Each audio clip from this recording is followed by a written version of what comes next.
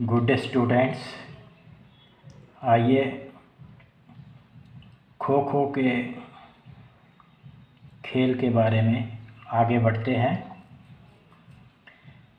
Specification of play field. Specifications of play field. Tips to remember. The shape of playground of kho kho rectangular. Kho kho के मैदान का आकार आयताकार। The length and breadth of the field 29 by 16 meters, seniors and juniors.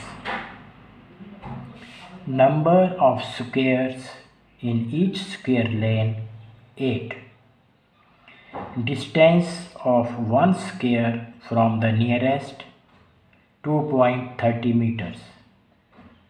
The length and the breadth of the center lane length 23.50 meters, breadth 30 centimeters. Each court divided by center lane 7.85 meters. Number of players in the game Kho Kho 9 playing, extra 3. Innings in Kho Kho match 2 innings, 4 turns. Time for each turn senior and junior 9 minutes. Match duration for senior and juniors 959. Dimension of free zone 2.76 by 16 meters. Lobby 1.5 meters. Court. The length of men, women, boys, girls court is 29 meters by 16 meters. For sub-juniors, boys and girls, the length of the court is 15.25 meters and width is 14 meters. Free zone for men, women, boys and girls is 2.75 meters by 16 meters, and for sub-junior boys and girls free zone is 2.55 by 14 meters. आइए हिंदी में जान लेते हैं।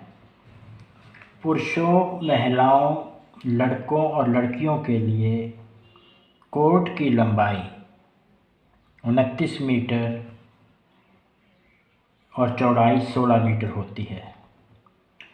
सब junior लड़कों और लड़कियों के लिए कोर्ट की लंबाई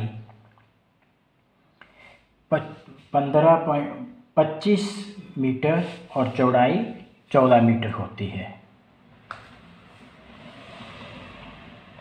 पुरुषों, महिलाओं, लड़कों और लड़कियों के लिए फ्री जोन का आकार 2.75 मीटर बाय 16 मीटर और सब जूनियर लड़कों लड़कियों के लिए 2.55 मीटर बाय 14 मीटर होता है।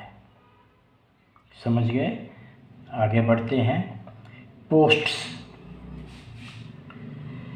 Line to first to 8th cross lane for men, women, boys and girls is 2.50 meters and for sub-juniors 2.55 meters. Post रेखा से पहले से 8 में क्रॉस पंक्ति तक पुरुषों, महिलाओं, लड़कों और लड़कियों के लिए 2.50 मीटर और सब जूनियर लड़कों और लड़कियों के लिए 2.55 मीटर होते हैं। समझ गए? आगे बढ़ें, चलिए। Between cross lane for man, women, boys and girls is 2.30 meter, and for sub junior boys and girls is 1.90 meters. Squares for all 30 centimeter by 30 centimeters. Cross पंक्ति के मध्य की दूरी पुरुषों, महिलाओं, लड़कों और लड़कियों के लिए 2.30 मीटर और सब जूनियर लड़कों और लड़कियों के लिए 1.90 मीटर होती है। सभी के लिए वर्ग स्क्वेयर्स 30 सेंटीमीटर बाय 30 सेंटीमीटर आकार के होते हैं। समझ गए आप लोग? चलिए आगे बढ़ते हैं। Cross lens for man, women, boys and girls is 16 meter by 30 centimeters, and for sub junior boys and girls is 19.90 meters by 30 centimeters. Cross पंक्तियाँ पुरुषों, महिलाओं, लड़कों और लड़कियों के लिए 16 मीटर और 30 सेंटीमीटर और सब जूनियर के लिए 19.90 मीटर बाय 30 सेंटीमीटर होती हैं। समझ में आ गया आप लोगों को? आगे बढ़ते हैं। The next, fundamental skills, chasing skills. It includes giving खो, sudden change, taking direction, tapping, turning round the post, diving, fake खो and late खो। अब हम कर रहे हैं खो खो के मूल कौशल, fundamental skills of the kho kho. पीछा करने के कौशल इनमें शामिल हैं खो देना, एक परिवर्तन, दिशा निर्धारण, टैपिंग, पोल के गिर्द गोलाई में घूमना, डाइव लगाना, झूठ मूठ की खो एवं विलंबित खो। समझ गए? इसके बाद आएंगे running skills. Running skills it includes running, position on the court, avoiding trapping, dodging, positioning near the post। इनमें शामिल हैं दौड़ना, कोर्ट पर बनाई गई स्थिति, टैपिंग से गुरेज करना, चकमा देना, स्तंभ के निकट स्थिति बनाना आदि। समझ गए आप लोग? आगे बढ़ते हैं। Some fundamental skills are described as the very first, chasing skills, sitting in square. There are two methods of sitting in squares, parallel toe method and second is bullet toe method. Parallel toe method. The chaser sits within the square, keeping both feet parallel to each other with 5-6 centimeters distance between them. His body weight should be on toes. He keeps his hand outside the center lane with thumbs separate and the fingers together.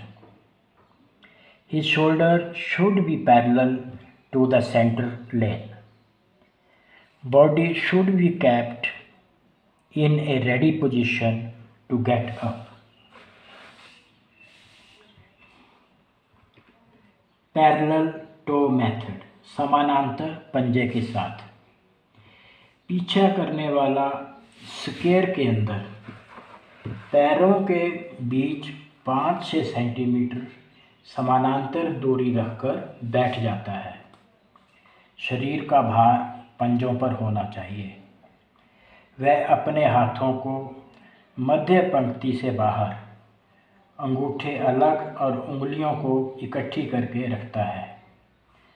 कंधे मध्य पंक्ति के समानांतर होने चाहिए। घुटने झुके हुए और समानांतर होंगे। सिर को किसी भी दिशा में मोड़ा जा सकता है। शरीर को एकदम उठाने के लिए तैयार रखना होता है। समझ गए? आगे बढ़ते हैं। Bullet toe method.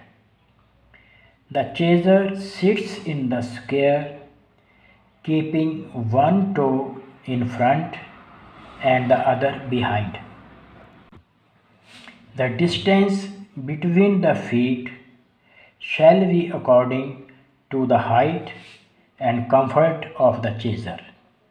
The front knee shall be slightly upward and the rear knee a little downward. The body weight is equally distributed on the toes but supported by hands.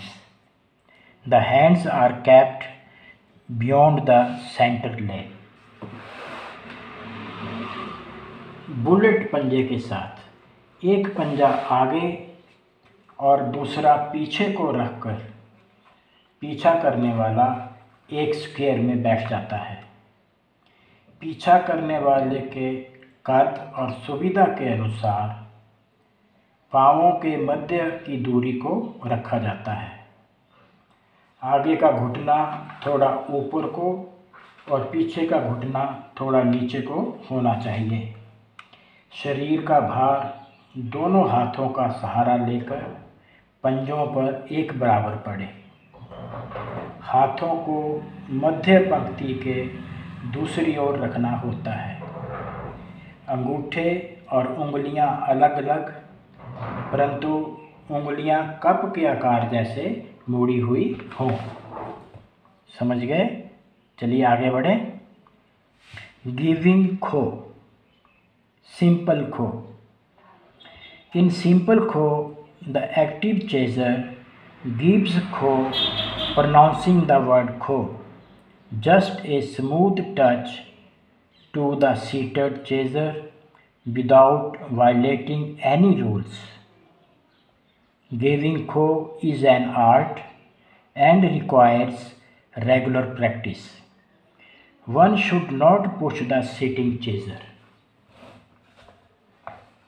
साधारण खो में पीछा करने वाला बिना किसी नियम को तोड़े हल्के से बैठे हुए चेजर को छूकर खो शब्द बोलता है।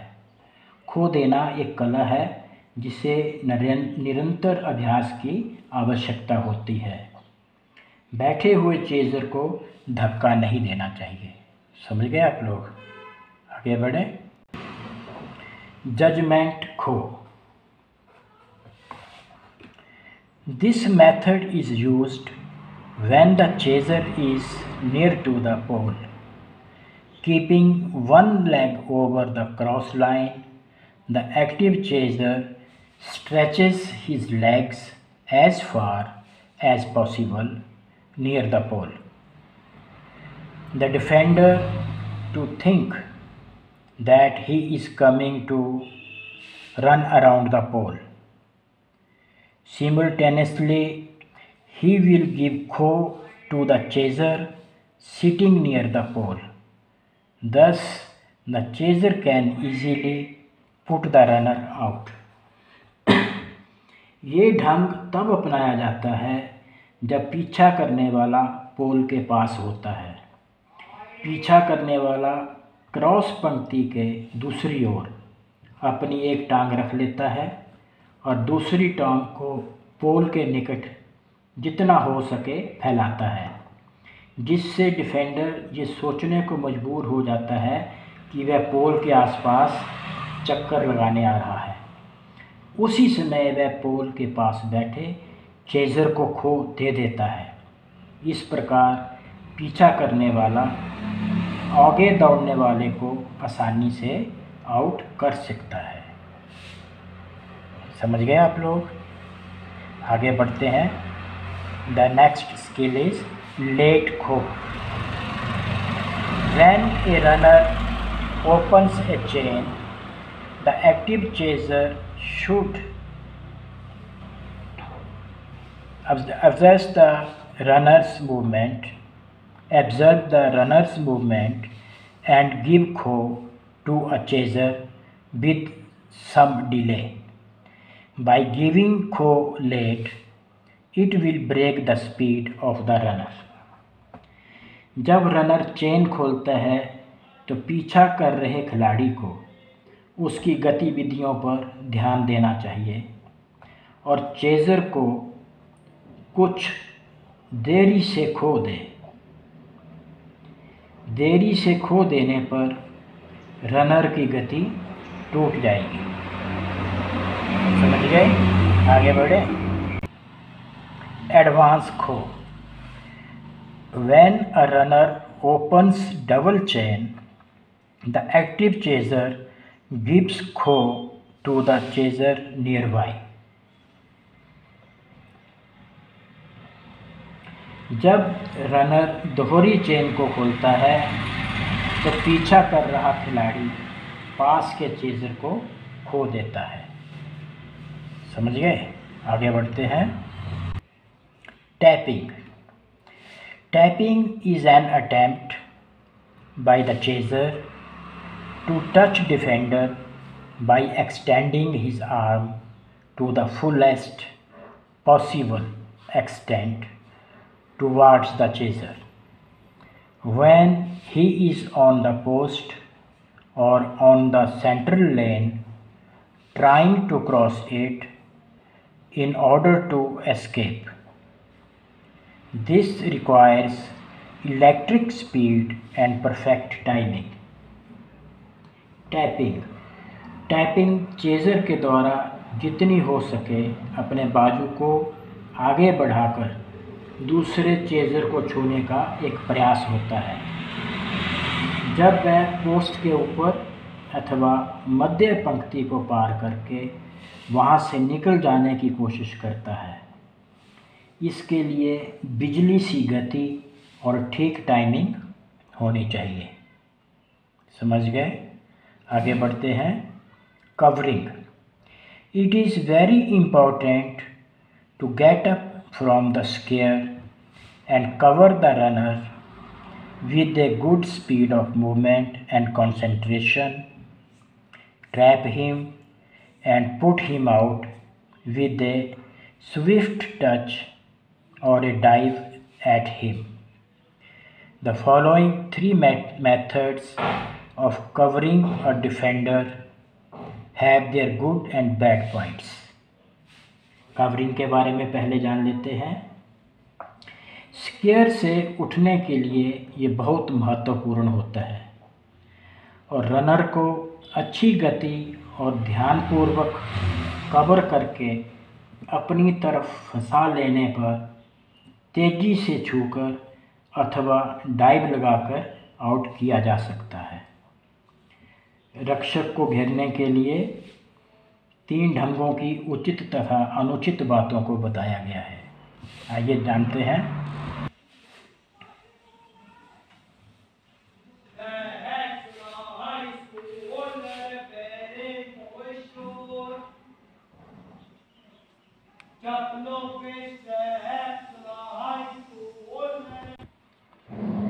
Monkey crawl.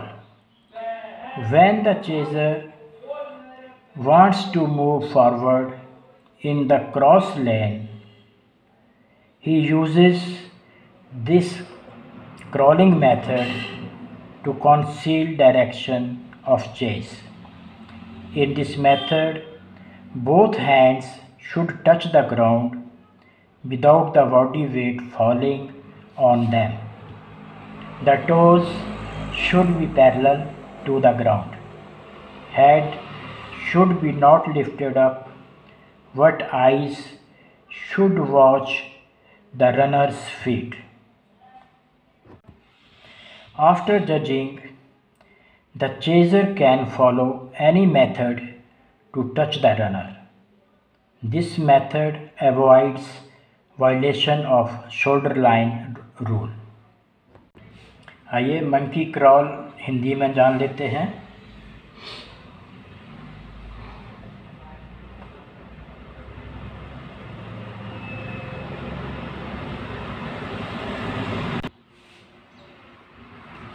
जब चेजर आगे क्रॉस लेन में बढ़ना चाहता है तब वह इस तकनीक का उपयोग करता है।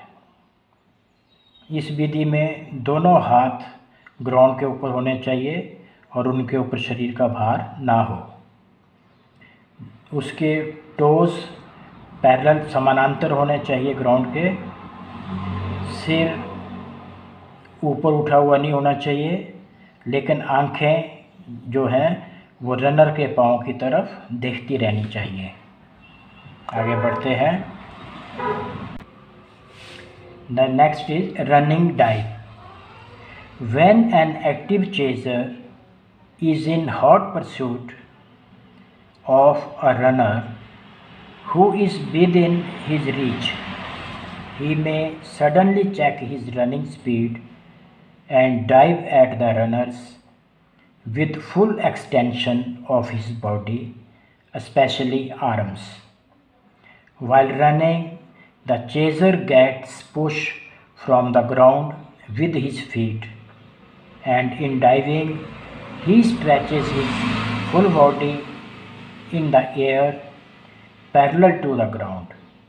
The landing is as sitting dive.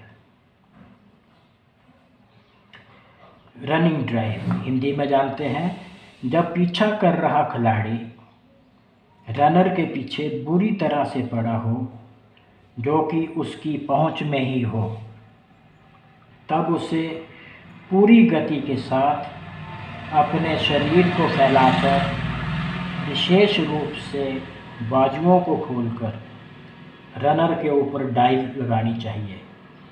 दौड़ते समय पीछा करने वाले के पैरों द्वारा धक्का मिलता है और डाइव लगाते समय वह मैदान के समानांतर अपने शरीर को आगे की ओर खोल लेता है।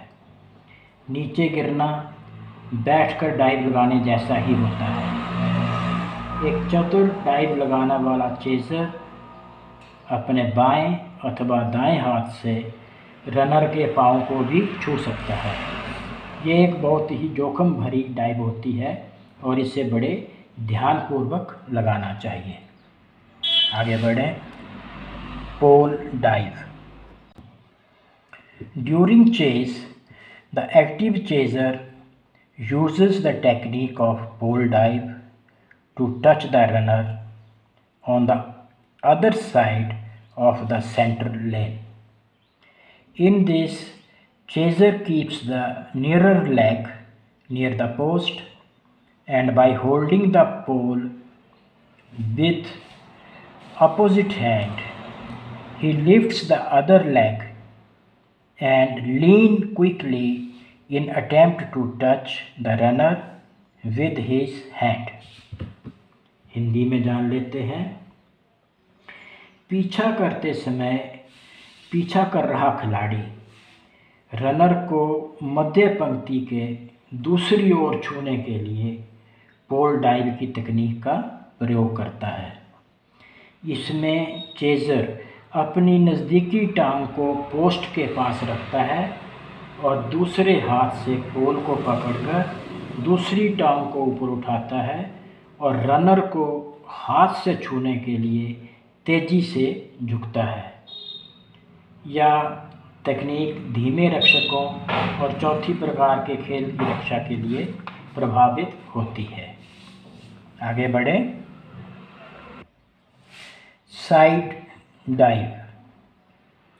The chaser applies the side dive from a sitting position at the closely passing by runner. It may be performed to either side depending upon the situation, provided the chaser get timely go. Chaser side dive का प्रयोग पास से गुजर रहे runner पर बैठे बैठे करता है। स्थिति के अनुसार इसे किसी भी ओर मारा जा सकता है, बशर्ते कि पीछा करने वाला उचित समय पर खो प्राप्त करके एकदम प्रक्रिया आरंभ कर दे। समझ गए? आगे बढ़े। Sudden change of the target. A clever chaser who, while running one or two defenders in a go, suddenly shifts his attention to the third defender, who might be exposed by standing at safer post inside the court, employ the technique. इस तकनीक में एक चालाक chaser जब एक अथवा दो रक्षकों के पीछे एक ही बार में दौड़ रहा होता है, अचानक अपना ध्यान बदलकर किसी तीसरे रक्षक की ओर लगाता है, जो कि कोर्ट के अंदर किसी सुरक्षित स्थान पर खड़ा हो सकता है। समझ गए? Sudden change of the target. आगे बढ़ते हैं। And next is foot dragging. By dragging his rear foot, the active chaser dodges a defender while is not pursued. As soon as front foot of the chaser falls on the scare, he drags his trailing foot to effect a dodge on the runner. Hindi में जान लेते हैं। जब chaser रक्षक के पीछे बुरी तरह से पड़ा होता है तो वह अपना पिछला पांव घसीट कर उसे धोखा दे देता है। चेजर का अगला पांव जैसे ही स्केयर के अंदर पड़ता है और वह पिछला पांव घसीट कर रनर को धोखा देने का प्रयास करता है। समझ गए आप? चलिए आगे बढ़ते हैं।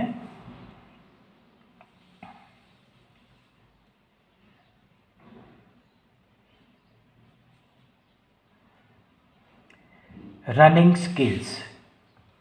Entering the court, whether at the start or any moment when the preceding batch of defenders is out, and positioning oneself thereon is paramount importance from the viewpoint of gaining an upper hand over the chaser.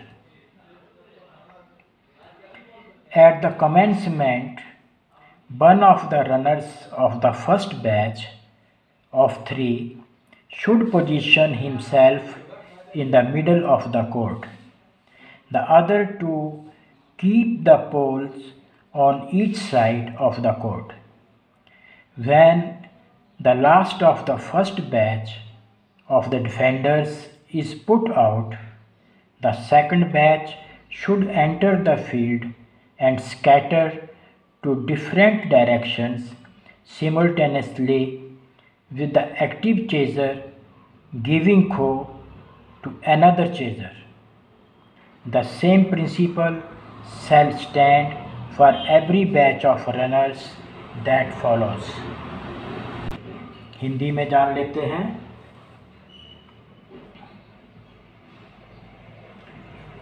आरंभ में court में प्रवेश होते समय अथवा किसी भी समय जब रक्षकों का पिछला समूह आउट हो जाए और अपने आप के लिए पीछा करने वाले के ऊपर बढ़त प्राप्त करने के लिए वहाँ पर स्थान बनाना अति महत्वपूर्ण होता है।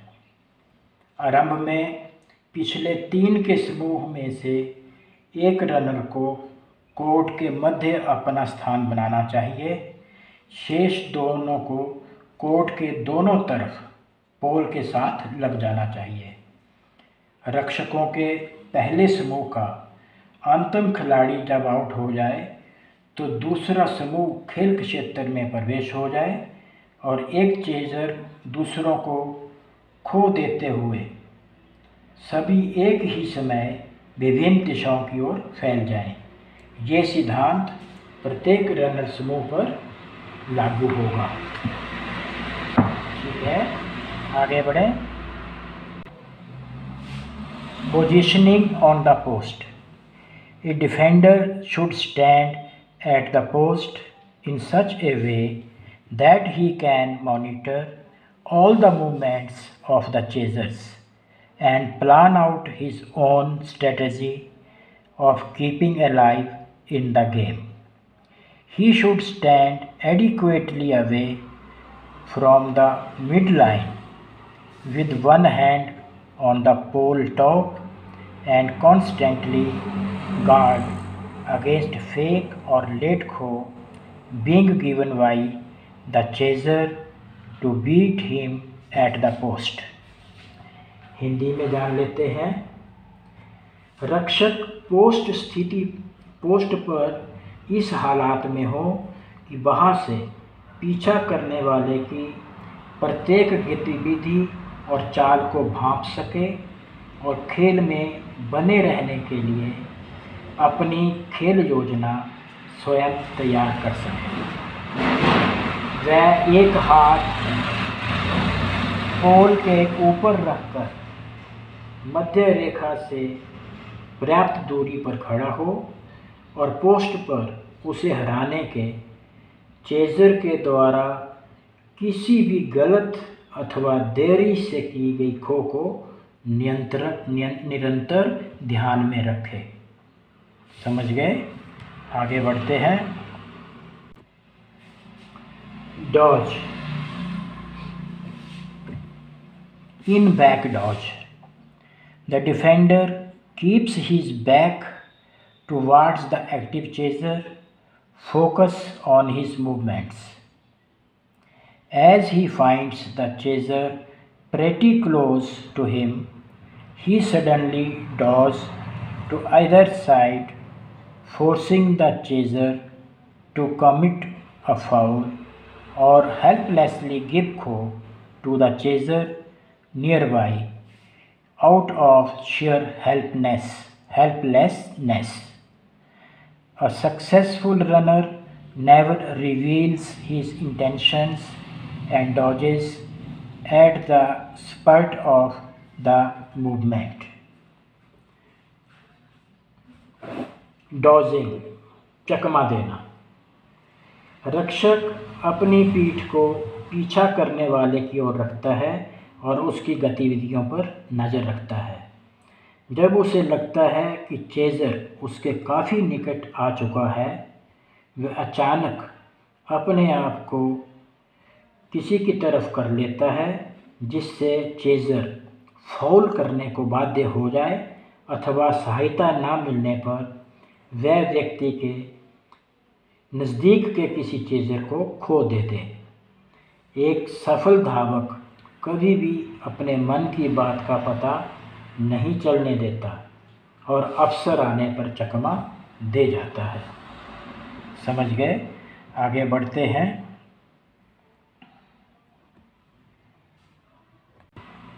Front Dodge.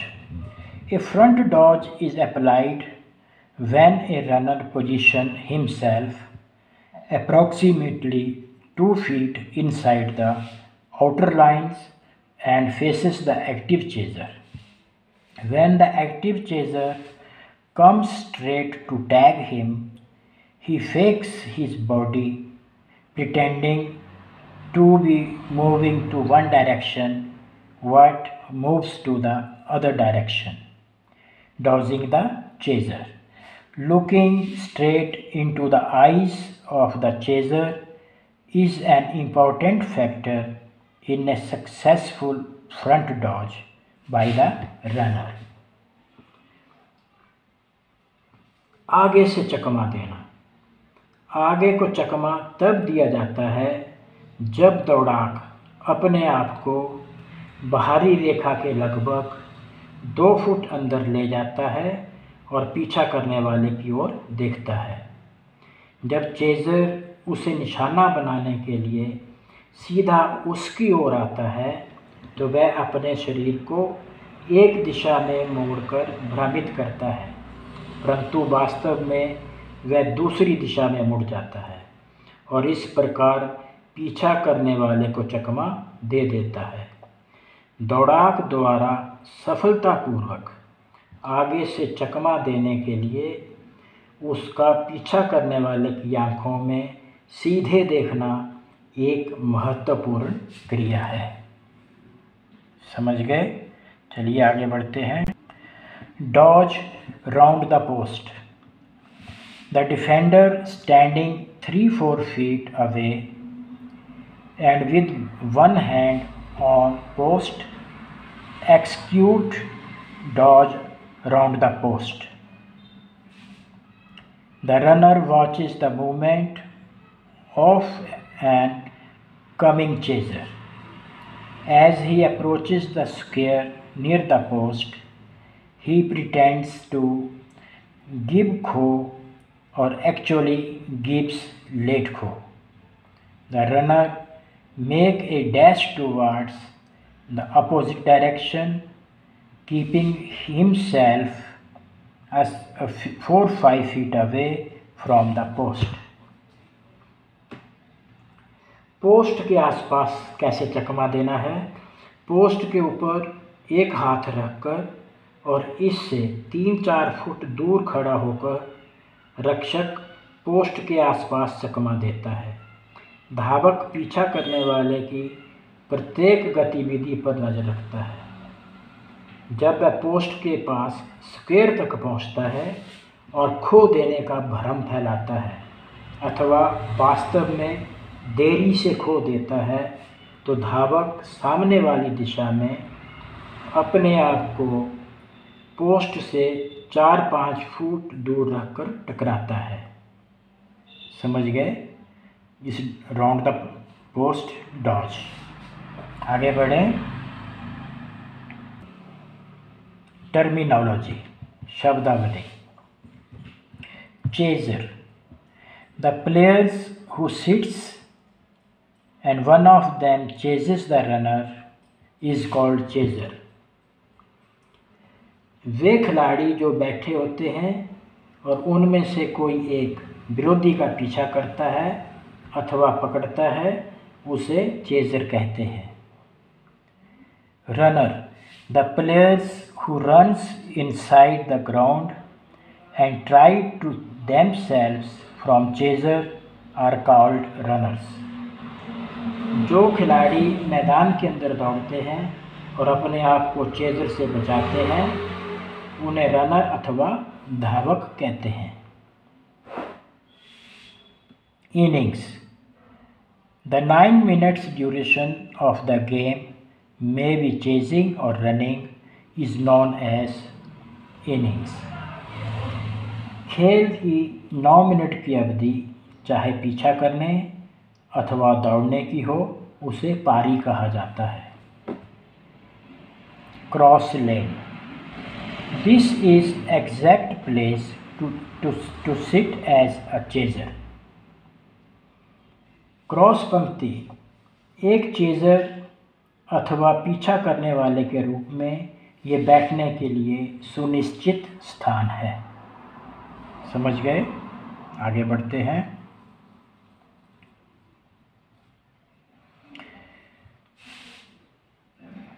Two poles are fixed which help in turning and help the runner. Pole, post, धावक के मोड़ने की सहायता के लिए 2 पोल लगाए जाते हैं। Free zone, this is the area where both runner and chaser can move in any direction. ये वह क्षेत्र होता है जहाँ पर रनर और चेजर दोनों खुलकर किसी भी दिशा में मुड़ सकते हैं। तो आपने टर्मिनोलॉजी के बारे में भी जान लिया। चलिए आगे बढ़ते हैं। Important tournaments, sports personalities.